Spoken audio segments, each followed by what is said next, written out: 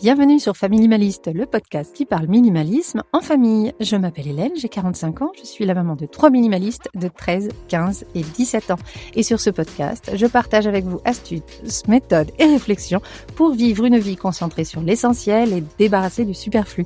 Et si vous entendez aujourd'hui un grand sourire dans ma voix, c'est que j'ai trouvé un nouveau studio d'enregistrement. Je ne manquerai pas de mettre des photos sur Instagram. Je suis super contente. Alors merci au Cage de la Neuville de mettre à disposition ce joli studio pour moi. Et merci à Antoine de m'avoir montré comment ça fonctionne. Avant de rentrer dans le cœur de l'épisode d'aujourd'hui, j'avais envie de vous dire 2 mots de ce qui se passe en ce moment. Là, on est en plein mois de janvier et ce moment est un peu particulier parce qu'on a souvent envie de remettre de l'ordre, de faire de la place dans sa maison et dans sa tête. De mon côté, c'est aussi une période importante parce que le programme d'accompagnement au tri 8 semaines pour tout trier commence très bientôt. Il commence dès ce samedi, le 17 janvier. Et c'est un accompagnement pas à pas sur 8 semaines pour trier toute sa maison sans s'épuiser, sans tout faire d'un coup et surtout sans se juger, vu qu'en plus on est en groupe. Aujourd'hui, je voulais vous parler de minimalisme comme état d'esprit et non comme esthétisme. Allez, c'est parti pour l'épisode du jour. Qu'est-ce que j'entends par le minimalisme est un état d'esprit, pas un esthétisme. Être minimaliste, c'est se dire qu'on veut vivre avec moins, mais mieux. Ça, je le dis à longueur d'épisode. Mais ça veut dire quoi ? On peut prendre un petit peu cette phrase dans 2 sens différents. On peut se dire que ça veut dire qu'on a moins d'objets, mais des objets de qualité. Ou alors, on a moins d'objets, mais juste ceux qui nous permettent de vivre la vie qu'on veut vivre et qui nous rend heureux. Une pièce vide avec juste un tapis de yoga dans une maison, c'est tout à fait acceptable si la pratique du yoga nous apporte plus qu'un bureau qu'on n'utilise que peu parce qu'on préfère faire notre paperasse sur la table du salon pour avoir un œil sur les enfants. Choisir d'avoir des murs vides pour avoir un intérieur qui nous repose et pas un cerveau stimulé dès que notre regard croise un tableau ou une étagère, c'est aussi acceptable. Donc oui, le minimalisme nous aide à voir notre intérieur différemment, pas juste de manière esthétique. Le but d'un intérieur minimaliste, c'est d'avoir un intérieur qui nous ressemble, qui nous sert à nous, pas un qui suit des conventions établies. Si on a une chambre en plus et qu'on aime faire de la couture ou monter des Legos, pourquoi avoir une chambre d'amis que personne n'utilise et pas un espace dédié et fait pour un atelier de couture ou une salle de Lego ? Au fur et à mesure où on avance dans notre pratique, il y a aussi des questions sur nos liens aux objets qui se posent et auxquels on arrive à trouver des réponses. Moi, en avançant dans ma pratique, je me dis de plus en plus que rien ne m'appartient. Un jour, mes objets changeront de main, ou alors ils finiront en déchetterie parce qu'ils arriveront en fin de vie. Que ce soit dans 6 mois ou dans 60 ans, ce sera le cas, ce ne seront plus mes objets.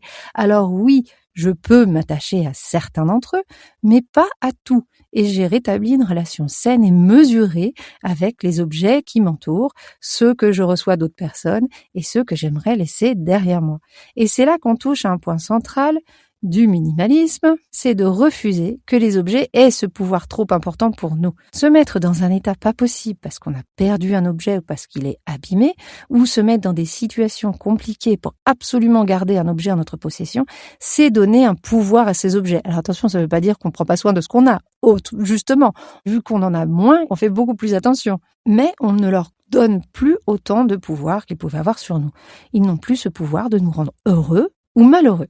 Je sais pas pour vous, et c'est sans doute mon envie d'indépendance qui frôle le cas clinique, mais déjà que j'ai 3 garçons qui ont un pouvoir sur moi, pas besoin d'ajouter des objets. On finit aussi par se dire et par réaliser qu'aucun objet ne peut nous sauver. Alors si, peut-être le kit de réanimation, c'est une crise cardiaque. C'est pas ça que j'entends par sauver.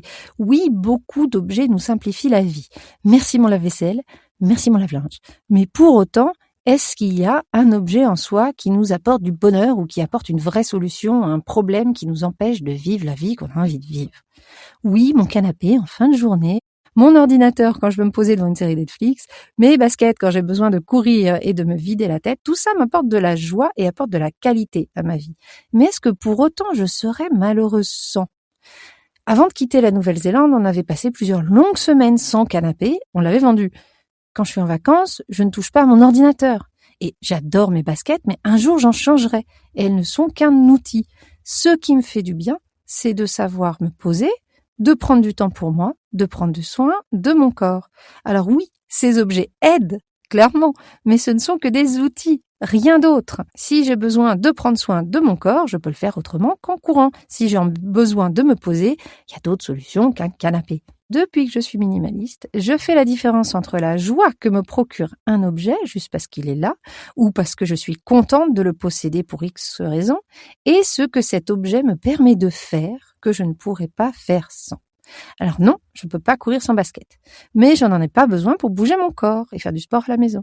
Comprendre à quoi un objet nous sert en termes de ce qu'il apporte à nos vies, ça nous aide à identifier ce qui est essentiel et à enlever le superflu de nos maisons. Justement, l'exemple du sport est particulièrement parlant. Si bouger son corps pour rester en forme physique et mentale nous rend heureux, les objets ou accessoires sportifs qui ne nous y aident pas, comme le vélo d'intérieur utilisé 2 fois parce qu'en fait on n'aime pas faire du vélo et qui sert à sécher les serviettes, ceux-là ils peuvent partir.